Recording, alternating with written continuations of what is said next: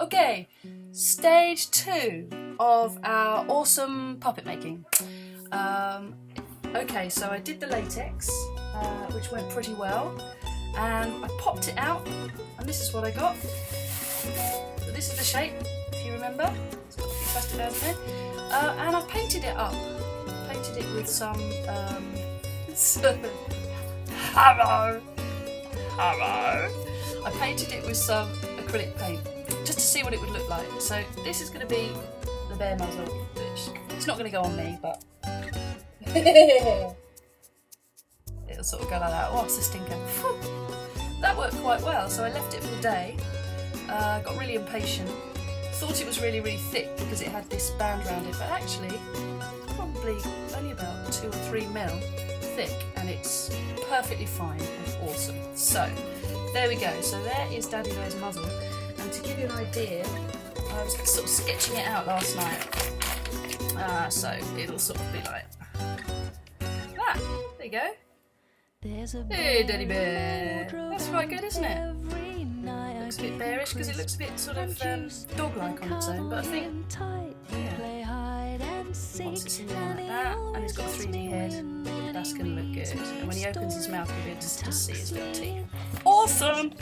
Okay, so next thing's the body, and I emptied out a beanbag into a pillowcase, which I've shaped and sewn into a sort of a pear shape. So it's got a flat bottom and a pear shape, and I've just put his little shirt on.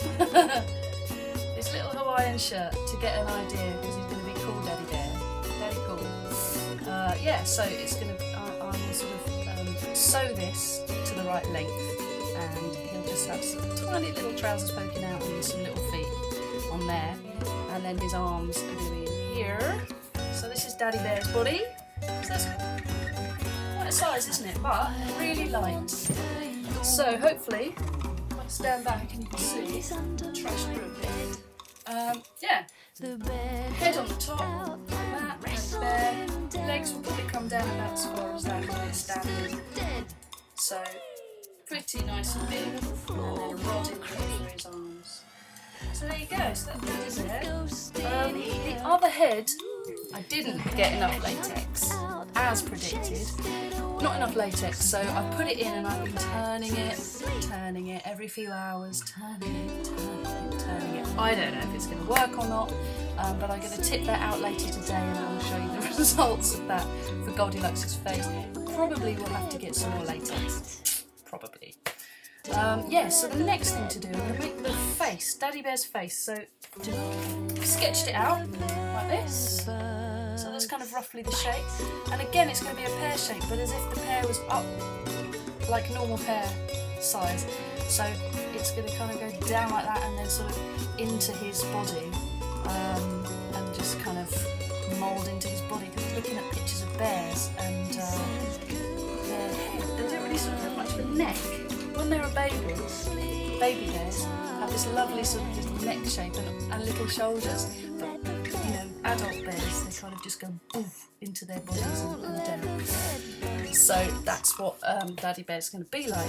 So I'm going to make it really, I'm going to draw out the shape like I have, and cut it out and use that as a template. And then, just like Fran has done with Mummy Bear, she has then glue gunned on little sort of pockets and pouches of material that have been stuffed with really cheap pillowcase kind of fluff. I might stuff mine with the beans from the beanbag, because that will be even lighter, and I think Daddy Bear's going to be quite hefty by the time he's got clothes on and by the time he's got arms and stuff. I'm going to spend a lot of the show in this position.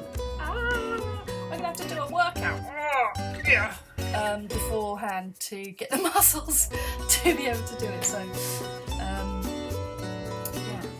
now I need to get really long rods. I'm going to use these are like tiny rods that we've used for the other puppets. I also found an old kite, and I used some of the rods in that. That was really good actually. Or like a tent, that sort of tent pole. poles. Yeah, so if you find an old tent, you know how they sort of all, these days, they're kind of about that long, aren't they? And then they fold down. You sort of fold them down and fold them up and you kind of clip them together.